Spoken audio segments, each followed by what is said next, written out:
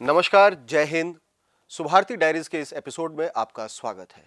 आज हम बात करेंगे विश्व पर्यावरण दिवस पर। इस 5 जून को हम लोग विश्व पर्यावरण दिवस की 50वीं वर्षगांठ मना रहे हैं। आज हमारे साथ पर्यावरण से जुड़े हुए तमाम मुद्दों पर बात करने के लिए स्वामी विवेकानंद सुभारती विश्वविद्यालय के डिपार्टमेंट ऑफ एनवायरमेंट इंजीनियरिंग के head professor doctor Mukesh Ruhela ji जुड़े हुए हैं। मुकेश जी, आपका बहुत बहुत स्वागत है। थैंक यू सर, सबसे पहला सवाल कि पर्यावरण दिवस मनाने की आखिर ऐसी क्या मजबूरी है, क्या वो जो तत्व हैं, क्या कारक हैं जिनके चलते हम लोग पर्यावरण दिवस मनाने के लिए मजबूर हो रहे हैं। सर। देखिए, पर्यावरण दिवस बनाने का एक बहुत इम्पोर्टेंट जो ज़रूरत है ये है कि हम अपने पर्यावरण के बारे में सोचें। पर्यावरण क्योंकि धीरे धीरे डिग्रेड हो रहा है। जितने हमारे मेजर कंपोनेंट है, हवा, पानी, जो हमारे जीने के लिए ज़रूरी है, उनकी क्वालिटी रेगुलरली डाउन हो रही है। और 50 साल पहले उसका रीज़न ये पड़ा कि 70s में हमारी जो इंडस्ट्रियल रेवोल्यूशन आया, उस टाइम पे हमने जितना भी हमारा नेचुरल रिसोर्सेज था उसको हमने ओवर एक्सप्लॉइट किया। धीरे धीरे चीज़ें और वर्स्ट होती चली, और वही एक पीरियड था जब हमारी पॉपुलेशन भी ग्रेजुअली इंक्रीज करी। तो मतलब कंजप्शन ऑफ रिसोर्सेज बढ़ता चला गया, और उन्होंने जन्म दिया बहुत सारे पॉल्यूशन को। पर्यावरण दिवस बनाने का एम यही था कि वर्ल्ड वाइड सारी कंट्रीज एक साथ इकट्ठी हो और उससे निकलने वाले जितने भी प्रॉब्लम्स हैं उसको किसी तरह मेंटेन करें और उसको कम करने, जिससे हमारा जो नेचर है वो साफ सुथरा रहे और आगे आने वाला फ्यूचर जो है हमारा साफ सुथरा रहे। मेजर कंसर्न यही था। सर, बहुत सही आपने कहा कि साफ सुथरा रहे और विश्व के सारे देशों को इसमें जो है काम करना है और एक साथ मिलकर आके काम करना। इस सिचुएशन में, ऐसी स्थिति में आप भारत की क्या भूमिका देखते हैं? भारत को विश्व पर्यावरण के संरक्षण में या उसके लिए जागरूक करने में, प्रदूषण कम से कम हो, इसमें भारत की भूमिका को आप किस तरीके से देखते हैं? देखिए, अभी अगर हम इकोनॉमी के बेसिस पे देखें, भारत 5वीं सबसे बड़ी इकोनॉमी बन के सामने आया है और लगभग 140 करोड़ हमारी पॉपुलेशन है।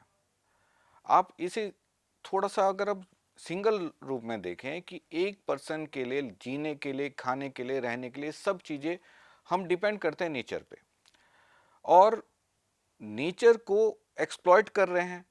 अब जितने लोग बढ़ेंगे उतनी ज़्यादा नेचुरल रिसोर्स कंजप्शन होगा और उतना ही ज़्यादा पोल्यूशन बढ़ेगा।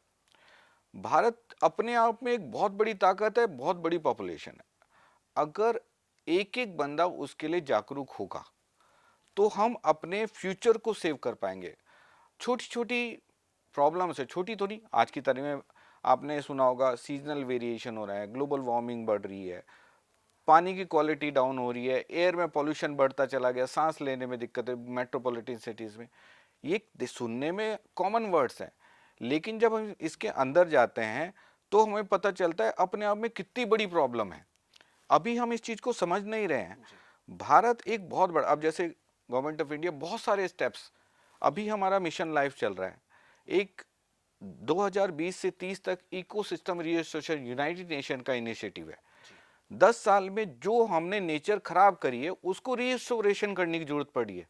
कि आप ये सोचिए कि हम उस लेवल पे आ गए कि जो चीज़ें हम खराब कर चुके हैं उसको ठीक करने के लिए हमें यूएन उस चीज़ को हमें पूरा डेकेड बना रहा है। मिशन लाइफ स्टार्ट किया है कि गवर्नमेंट ऑफ इंडिया ने मिशन लाइफ स्टार्ट किया कि अल्टीमेटली ये सिर्फ गवर्नमेंट की रिस्पॉन्सिबिलिटी नहीं है, अब ये इंडिविजुअल को इसमें स्टेप करना पड़ेगा, तब जाके चीज़ें सही होंगी।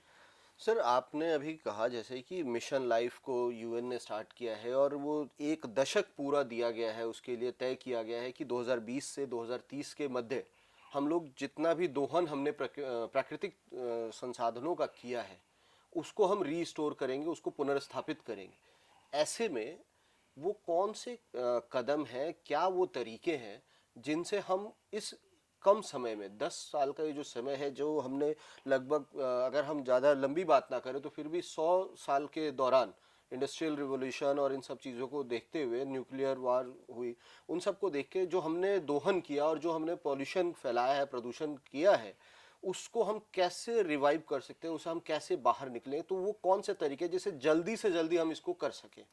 देखिए, किसी भी प्रॉब्लम का जो कि नेचर या सोसाइटी से जुड़ी हुई होती है, वो आप गवर्नमेंट कितने भी रूल्स बना लें, जैसे आपने थोड़े दिन में प्लास्टिक बैन हुई थी, आपका यूरो 6 आ गया, जी। ठीक, आपका ये BS6 आ गया है, पोल्यूशन के अलग से स्टैंडर्ड्स हो गए हैं, जी। ये रूल्स बन रहे हैं, गवर्नमेंट अपने स्टेप्स उठा रही है।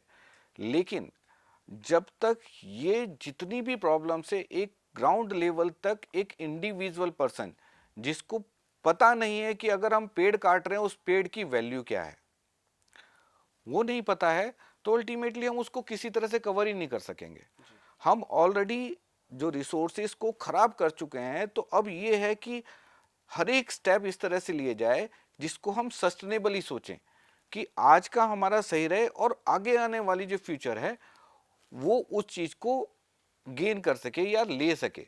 हम ऑलरेडी अलार्मिंग सिचुएशन पे आ चुके हैं, लेकिन अब individual step is required. Sir, ये इंडिविजुअल स्टेप्स की बात कर रहे हैं हम BS6 की बात कर रहे हैं। क्या गवर्नमेंट को, आप ये मानते हैं कि गवर्नमेंट को पॉल्यूशन कम करने के लिए भारत में और ख़ास तौर से दिल्ली NCR के बेल्ट में पॉल्यूशन, जो मतलब अगर दुनिया के तमाम सबसे ज़्यादा प्रदूषित शहरों की अगर हम बात करते हैं तो उसमें कहीं ना कहीं दिल्ली और NCR के जो शहर हैं, चाहे वो गुड़गांव हो, गाज़ियाबाद हो, नोएडा हो या मेरठ हो और सोनीपत, ये सब जो शहर हैं कहीं ना कहीं ये भी उस सूची में, विश्व के सबसे प्रदूषित शहरों की सूची में अपना एक स्थान रखते हैं, जो हमारे लिए गर्व की तो नहीं कहेंगे, उस वो एक शर्मनाक स्थिति है। तो क्या इसको कंट्रोल करने के लिए भारत सरकार ने जो अभी तक कानून बनाए हैं उनसे और ज़्यादा कड़े कानूनों की ज़रूरत है?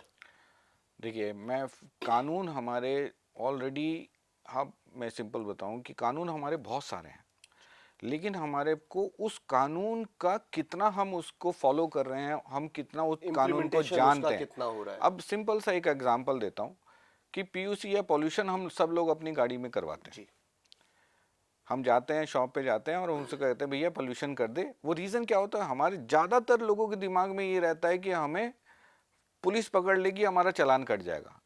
90% लोगों को यही नहीं पता कि उस पोल्यूशन में आपका हाइड्रोकार्बन्स है, ऑक्साइड्स है, सल्फर। एक बार देखिए, वो अल्टीमेटली आपकी गाड़ी की ओवरऑल समझिए कि उसकी फिटनेस बताता है कि अगर उसमें पोल्यूशन ज़्यादा हो रहा है कि आपका इंजन खराब हो रहा है। इंजन खराब हो रहा है तो जो आपका फ्यूल आ रहा है उसको प्रॉपर कंबशन नहीं हो रहा, और प्रॉपर कंबशन नहीं हो रहा है तो अल्टीमेटली उसमें से पोल्यूशन निकल रहा है। पॉल्यूशन की, बिल्कुल। मेजर रीजन इसलिए है कि आप PUC कराएं, लेकिन हमें नहीं पता, ज्यादातर को नहीं पता।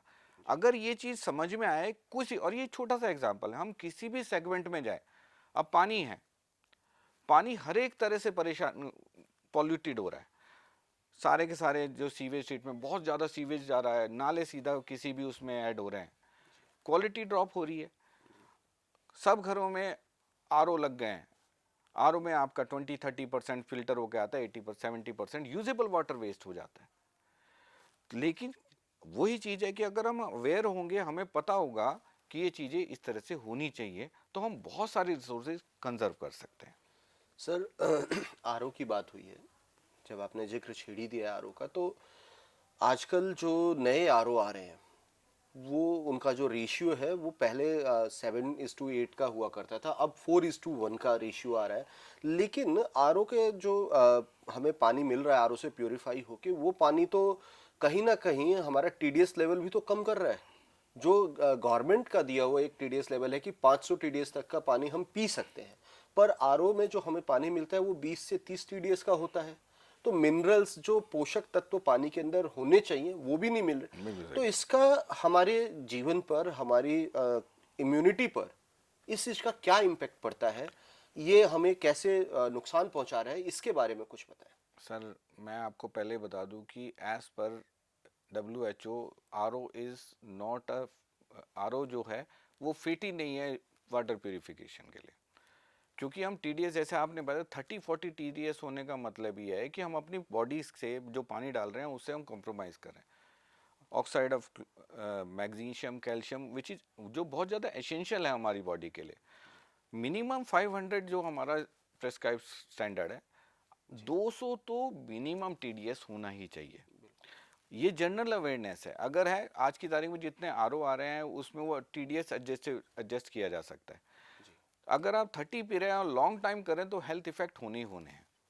तो एक ये भी जनरल अवेयरनेस है। अगर आपके घर में दूसरी चीज एक और इसमें कंटिन्यूएशन में कहता हूँ, ज़्यादातर जगह जो पानी हमारे यहाँ हम आरओ लगवाते हैं, हमें यही नहीं पता हमारे पानी के लिए आरओ की रिक्वायरमेंट है भी या नहीं। बिल्कुल। आप ये देखें कि आपका पानी एक बार टेस्ट करवाइए कि आपको पानी की रिक्वायरमेंट साफ करने की रिक्वायरमेंट है या नहीं है।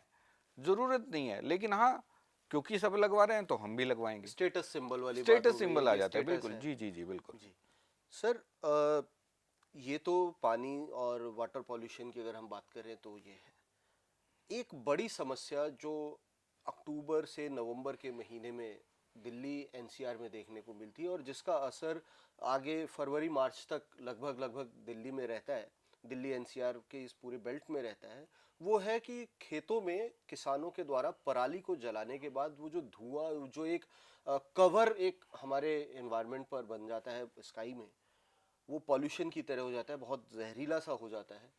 तो उसको हम लोग कैसे कर्व कर सकते हैं, उसको कैसे हम रोक सकते हैं और उसका जो इम्पैक्ट है वो किस लेवल तक हमारे पर्यावरण को दूषित कर रहा है, इस पर थोड़ा सा। देखिए सर, जो नवंबर, अक्टूबर, नवंबर, दिसंबर, जनवरी, ये जो सीज़न होता है इसमें जो विंड वेलोसिटी होती है वो मिनिमल होती है। एक बहुत बड़ा रीज़न बताता हूँ सर। और जब विंड वेलोसिटी रिड्यूस होती है तो वहाँ पे सब्सिडेंस हो जाता है। एक इन्वर्जन हम करते हैं, मतलब जब तक मिक्सिंग नहीं होती, जी। जब हवा चलती है तो वो आपके जो भी पॉल्यूशन हो गया उसे डाइल्यूट कर देते हैं, हवा से वो निकल जाते हैं। जी। आप स्पेसिफिक टाइम में देखना उसी वक्त आपके ऑड इवन फार्मूला आ जाते हैं। रीज़न क्या है कि उस टाइम में एमिशन कम से कम हो। पराली एक इसलिए प्रॉब्लम है कि उसी टाइम पे पराली जलती है। अगर वैसे मिड नॉर्मल सीजन पे आए तो वो प्रॉब्लम नहीं होती। तो उसका एक अकेला मेरे हिसाब से जो सोल्यूशन ये है कि पराली को जो दूसरे तरीके हैं, क्योंकि पराली भी सेकेंडरी यूज़ किया जा सकता है, या तो गवर्नमेंट कुछ इस तरह का स्टेप उठाए कि पराली को किसी और तरीके से यूज़ कर लिया जाए, या उसको इस तरह से जलाया जाए जिससे कि उसका एमिशन वहाँ तक ना पहुँचे। क्योंकि ऑलरेडी वहाँ पे इंडस्ट्रीज भी हैं, इतने व्हीकल्स हैं, वो एमिशन कर रहे हैं, ऊपर से पराली भी उसको मल्टीप्लाई कर देती है। और और उसी सब्सिडेंस होने, दौरान दिवाली भी पड़ती है तो दिवाली बहुत भी, सारे पटाखे आतिशबाजी के चलते भी कुछ हद तक। ये भी एक रीज़न है सर। दूसरा एक और रीज़न है कि सर जब आपका पोल्यूटेंट किसी जगह ट्रैप होता है, प्राइमरी पोल्यूटेंट रहता है, जब मतलब जो ओरिजिनल पोल्यूटेंट रहता है तो कोई दिक्कत नहीं, लेकिन वो आपस में रिएक्शन करके सेकेंडरी बनाता है, वो आपके हेल्थ इफेक्ट जनरेट करता है। ठीक है, सांस लेने में डिसऑर्डर हो जाते हैं, आपके लंग्स में इन्फेक्शन स्टार्ट हो जाता है। ये छोटी छोटी जो उस टाइम पे आपने देखा होगा कि दिल्ली में भी ये चीज़ें उस टाइम पे इन्फेक्शन वाली प्रॉब्लम्स बढ़ जाती हैं। बहुत बढ़ जाती जी, है।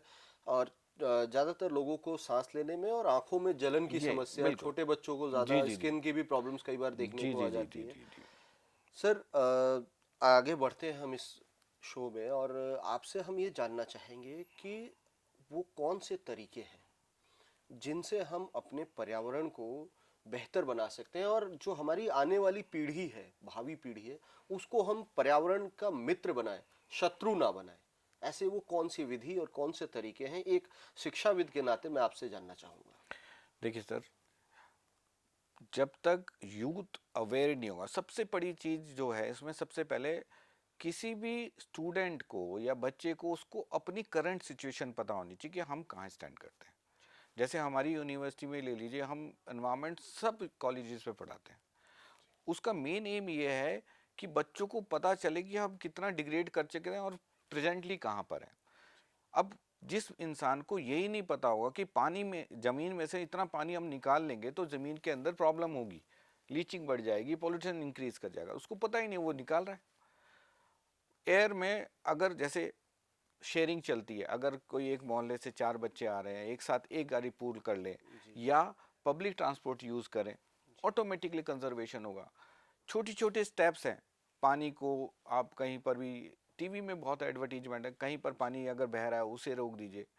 एक एक ड्रॉप से चीज़ें बनती है, बूंद बूंद से बूंद समुद्र बूंद से भरता है। सागर बनता है। और छोटी छोटी स्टेप्स आपको बहुत बड़ा, अब प्लांटेशन की बात, अब जैसे हमारे यहाँ एक सिंपल सा एक एग्जांपल देता हूँ कि हमारे देश में इस पर कैपिटा 28 ट्रीज रह गए हैं। सिर्फ 28 पेड़ पर। तो अब प्लांटेशन प्लांटेशन करें, उसको बड़ा भी करें। ये कैंपेनिंग भी ऑलरेडी स्टार्ट हो चुकी है। दूसरा, पॉलीथीन्स हम जितना यूज़ करें, यूज़ देखो अब जीरो तो हो नहीं सकता, लेकिन सस्टेनेबली यूज़ करें। क्या होता है कि आपने मार्केट में गए, आपने 4 चीज़ें ली, चार अलग अलग पॉलीथीन में लिया कि भैया इसको एक पॉलीथीन में और डाल दो।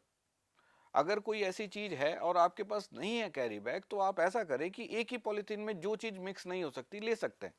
तो ये सोच बदलनी पड़ेगी, इंडिविजुअल को सस्टेनेबल सोचना पड़ेगा कि अगर छोटा सा स्टेप है तो आगे हमारे फ्यूचर में उससे क्या हो सकता है। सर, पिछले दिनों आपने जब अब प्लास्टिक की और प्लास्टिक बैन की आप बात कर रहे हैं, तो एक डेटा मेरे जहन में आ रहा है। पिछले दिनों ऐसे कुछ रिसर्च निकल के आए हैं, जो उनकी फाइंडिंग्स मिली हैं, उसमें ये पाया गया है साइंटिस्टों के द्वारा कि पानी जो आज आ रहा है उसके अंदर भी माइक्रो प्लास्टिक्स है, आ जो गया। कि आरओ जैसे और एसटीपीज जो हैं, वाटर ट्रीटमेंट प्लांट्स हैं, वो भी उसको क्लीन नहीं कर नहीं पा कर रहे हैं। सकते सर।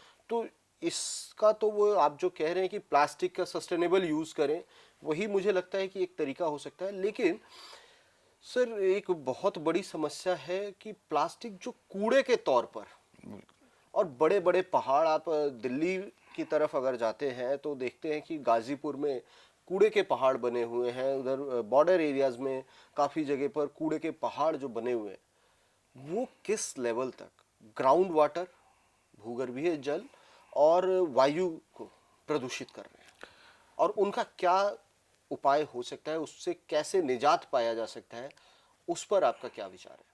देखिए सर, ये सब पार्ट ऑफ सॉलिड वेस्ट है। आप चाहे पॉलीथीन ले लीजिए, डिग्रेडेबल ले लीजिए, नॉन बायोडिग्रेडेबल वेस्ट ले लीजिए, सारे पार्ट उसी के हैं। अगर हम इसमें स्टेप देखें तो हमारे घर से स्टार्ट होता है सर, हर एक चीज़। देखो, इंडस्ट्रियल पॉल्यूशन जो होता है, जो वेस्ट जनरेट होता है, इंडस्ट्री के ऊपर बहुत सारे रूलिंग्स हैं कि जितना आप वो करेंगे, आपको डिग्रेड करना है, आप उसमें ट्रीटमेंट करने के लिए आपको वहाँ पर पानी के लिए ईटीपी बनाना है। इवन दो उसकी तरफ से जब जो ईटीपी या ईटीपी लगता है, उसका स्लज होता है, तो स्लज को भी ट्रीटमेंट करने का आपका अलग सा है। जब हमारे घर से एक एवरेज लगभग 2 से 3 किलो वेस्ट पर घर से हमारे से निकलता है, तो आप कहीं पर भी देखिए डेवलप कंट्रीज में डिग्रेडेबल और नॉन बायोडिग्रेडेबल वेस्ट सेपरेटेड होता है। और आज की तारीख में एक और कैंपेनिंग स्टार्ट हुई कि जो हमारे घर से डिग्रेडेबल वेस्ट जनरेट होता है, जैसे सब्जी के छिलके हो गए, इस तरह की चीज़ें होती हैं, उनको आप छेद वाले डस्टबिन में रखें और थोड़े दिन बाद वो मैन्योर की तरह जनरेट हो जाता है। यू कैन यूज, आप उसको मैन्योर खाद की के तरह तौर यूज़ पर कर यूज सकते कर हैं। सकते हैं। अगर 50% आपने वहीं पे यूज़ कर लिया, तो सोचिए कि ये जो पहाड़ बने हुए हैं कम होना शुरू हो जाएंगे। और जितने टाइम पे वो चीज़ें, देखिए, सारी पोल्यूशन कर रहे हैं, नेचर की एक सेल्फ रेगुलेटिंग कैपेसिटी होती है, कुछ लेवल तक ही उसको ट्रीटमेंट कर सकता है। अगर नहीं होगा तो अल्टीमेटली ये बाहर बढ़ते ही चले जाएंगे। इसीलिए अब जो शुरू है, मिशन लाइफ शुरू हुआ है कि जो एक ग्लोबली चीज़ें हो रही थी, पहले गवर्नमेंट रूल्स बना रही थी, गवर्नमेंट ये करेगी, गवर्नमेंट ये करेगी। अब ये स्टेप है कि आप सुबह से लेकर शाम तक कितना स्टेप कर सकते हैं। आप घर से निकल रहे हैं, अपनी लाइट का ध्यान रखें, पानी का ध्यान रखें, वेस्ट ना करें पानी, कूड़ा है उसको प्रॉपरली उसको सेपरेट करके डस्टबिन करें। एक और छोटा सा मैं आपको बताऊं, जी। एक जैसे दूध के पैकेट आज की तारीख में सबकी जगह कॉमन है। दूध का पैकेट, ये कैंपेन स्टार्ट हुई, एग्जैक्टली मुझे याद नहीं है कि वो किसकी है। जैसे हम उसको खोलते हैं पैक वो को, तो कट हम करते हैं तो कॉर्नर जो कट करते कॉर्नर हैं, काट के अलग कर वो देते फेंक हैं। देते हैं, हाँ। और नीचे वाला तो हमारे डस्टबिन में आ जाता है, लेकिन वो जी। छोटा पार्टिकल होता है, कहीं नहीं मिलता। जी। That is the major problem. वो प्रॉब्लम है क्योंकि वो नहीं पता कहाँ नेचर में पड़ा है। और एक पॉलिथीन 400 ईयर्स मिनिमम लेती है डिग्रेड करने के लिए, एंड इट, ये 1000 साल तक भी ले सकते। वो क्वालिटी ऑफ पॉलिथीन या प्लास्टिक के ऊपर डिपेंड करता है। जी। अब सोचिए कि अगर इसी तरह से प्लास्टिक सब जगह पड़ती रही, जी। एक जगह कहीं ये था, तो उसमें आप ये सोचिए कि अगर सब जगह प्लास्टिक होगी तो हमारा रेनफॉल भी होगा, तो हम हमारा ग्राउंड वाटर रिचार्ज कैसे होगा? वो ऑब्वियसली वो बह जाएगा, बाहर ग्राउंड जाएगा, वाटर कहीं और रिचार्ज नहीं चला होगा। तो जाएगा। आप सबको पता है कि ऑलरेडी हमारी कंट्री में बहुत सारी ऐसी सिटीज़ हैं जो वाटर स्कैरसिटी है, वाटर से हम जूझ रहे हैं। चाहे चेन्नई हो, बेंगलुरु हो, और भी बड़ी सिटीज़ हैं, आप इवन दिल्ली ले लीजिए, कि वाटर की क्वालिटी की वजह से, वाटर की कमी की वजह से जूझ रहे हैं। तो यहाँ पर हम ही लोगों को अवेयर होना पड़ेगा। सर आपने रेन वाटर की बात करी और पानी की कमी की बात करी, तो वर्षा जल संचयन का जो एक स्कीम जैसे दिल्ली में भी दिल्ली गवर्नमेंट की तरफ से है, या बड़े शहरों में भी मेट्रोपॉलिटन सिटीज़ में गवर्नमेंट की कुछ रेगुलेशंस हैं, जो डेवलपमेंट अथॉरिटीज़ हैं उनका है कि आपको अगर सबमर्सिबल्स वगैरह का यूज़ करना है, सबमर्सिबल्स लगाने हैं, तो आपको रेन वाटर हार्वेस्टिंग सिस्टम अपनी बिल्डिंग में बनाना होगा। तो क्या ये सिर्फ मल्टी स्टोरीज बिल्डिंग के लिए ही लागू करना सही है, या इसको छोटे से छोटे स्तर पर भी रखना गवर्नमेंट के लिए मतलब मैंडेटरी होना चाहिए कि ये बनाया जाए? सर ये ऑलरेडी मैंडेटरी है। चेन्नई में क्योंकि अंडरग्राउंड वाटर ज़ीरो हुआ, तो वहाँ पे ये कोई भी घर बनता है तो वहाँ के लिए rain water harvesting, roof water in fact harvesting is compulsory. और अंडरग्राउंड वाटर टेबल से जब आपकी म्यूनिसिपल कॉरपोरेशन की सप्लाई है और स्टिल आप उसमें बोरिंग कर रहे हैं, तो उसके लिए आप परमिशन इज़ मैंडेटरी, सबके लिए मैंडेटरी है। क्योंकि ये जो हम एक्सप्लॉइट कर रहे हैं वाटर को, उतना हम उसको रिचार्ज नहीं करवा पा रहे। अब देखिए, अगर हम दिल्ली का ही एक एग्जांपल लें, दिल्ली का एक लगभग 60% एरिया कंक्रीट से कवर है। भाई रोड्स हैं, बिल्डिंग्स हैं, कितनी में कंक्रीट का जंगल कंक्रीट ही है। है जी। अब सोचिए अगर दिल्ली में बारिश भी हो रही है तो पानी कहाँ रुकता है? वो सड़क पे रुकता है। कहीं पर भी आपका ग्रास नहीं है जहाँ पर रुकेगा तो पर्कुलेशन होगा। जी। अगर पानी अंदर ही नहीं जाएगा जी। तो फिर वो ग्राउंड वाटर लेवल मेंटेन कैसे होगा? और अल्टीमेटली मेंटेन नहीं होगा तो आपको तो पानी वही चाहिए, क्योंकि प्योरेस्ट फॉर्म में आपका अंडरग्राउंड और रेन वाटर है, लेकिन उसको आप कलेक्ट कितना कर रहे हैं? और कितनी ऐसी बिल्डिंग्स हैं जहाँ पर ये रूफ वाटर हार्वेस्टिंग है। इवन जितने हमारे फ्लाईओवर्स बनते हैं या गवर्नमेंट जो बनाती है उसमें वो रूफ वाटर हार्वेस्टिंग का क्लॉज रखती हैं, होता है, लेकिन वो सफिशिएंट नहीं है रिचार्जिंग के लिए। तो अभी इंडिविजुअल लेवल पे भी ये वाली ज़रूरी हो रहा है, क्योंकि क्वालिटी भी ड्रॉप हो रही है और अंडरग्राउंड वाटर टेबल तो ड्रॉप होती ही जा रही है। जी सर, एक बड़ा सवाल ये उठ के आता है आपकी इन बातों को सुनने के बाद, कि ऐसा क्या किया जाए जिससे कि जो हमारी आने वाली भावी पीढ़ी है, हम उसको एक सुरक्षित और समृद्ध पर्यावरण दे सके। सर सबसे ज़्यादा इम्पोर्टेंट मैं फिर कह रहा हूँ इन्वायरमेंट एजुकेशन है। इन्वायरमेंट एजुकेशन से मतलब बच्चों को, बड़ों को, जहाँ तक ये एजुकेशन नहीं पहुँच पा रही है उनको पता होना चाहिए कि पेड़ काटने से पहले उसके क्या इफ़ेक्ट हैं। हवा पोल्यूशन कर रहे हैं तो उसके क्या क्या आगे आने वाले इफ़ेक्ट्स हैं। सर यहाँ पे मैं आपको रोकूंगा, मेरे जी को एक प्रश्न दिमाग में आया है, मन जी में आ रहा है जी कि कार्बन क्रेडिट, एक शब्द है कार्बन क्रेडिट, जो भूटान जैसा जो देश, हमारा पड़ोसी देश है, वो बहुत ज़्यादा कार्बन क्रेडिट चार्ज करता है। ऐसा क्या है भूटान में, ऐसा क्या है कि वो कार्बन क्रेडिट, और जो इन्वायरमेंट एजुकेशन की आप बात कर रहे हैं, तो वो किस स्तर से शुरू करना चाहिए बच्चों को, या ग्रेजुएशन लेवल पे या स्कूल में किस लेवल से उसको बताना चाहिए? तो ये दोनों सवालों को जल्दी से इस सर पे एक कार्बन टिप्पणी। क्रेडिट जो है वो कार्बन फुटप्रिंट से रिलेटेड है सर। जी। कार्बन क्रेडिट से मतलब, मेरी एक एग्जांपल लेता हूँ कि अगर कार्बन फुटप्रिंट से मतलब कि आप इंडिविजुअली भी आप पर डे में कितना कार्बन एमिशन कर रहे हैं, लाइक दिस। तो अगर एक घर का भी हम कार्बन फुटप्रिंट निकालें जी। तो भी ठीक ठाक सा होता है, चाहे हमारी डेली यूज, और ये वेरी करता है आपकी सोसाइटी और आपकी लिविंग स्टाइल पे। जी। अब वर्ल्ड वाइड बहुत सारी बड़ी बड़ी कंट्रीज हैं जहाँ पर कार्बन फुटप्रिंट बहुत बड़ा है, जी। तो उसको नलीफाई करने के लिए वो क्रेडिट लेते हैं। मतलब अब क्या रूलिंग्स ये हैं कि कार्बन फुटप्रिंट के बेस पे गवर्नमेंट क्या करती है, जितना भी इंडस्ट्रीज का या जो भी इस तरह के जो पोल्यूशन कर रहे हैं उसके अगेंस्ट उतना ही आपको नेचर को न्यूट्रलाइज करना है।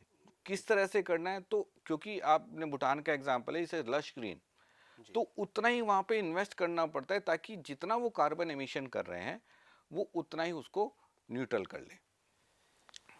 तो सर, आपसे बात करके मुझे उम्मीद है कि हमारे जो दर्शक हैं, आपकी इस सारी जो जानकारी आपने साझा की है, जो ज्ञान हमें इस टॉक शो में दिया है, जो बातें बताई है, इससे ज़रूर लाभान्वित होंगे, बहुत फ़ायदा पहुंचेगा, और पर्यावरण को समझने में, उसको बचाने में वो लोग अपनी भूमिका निभाएंगे।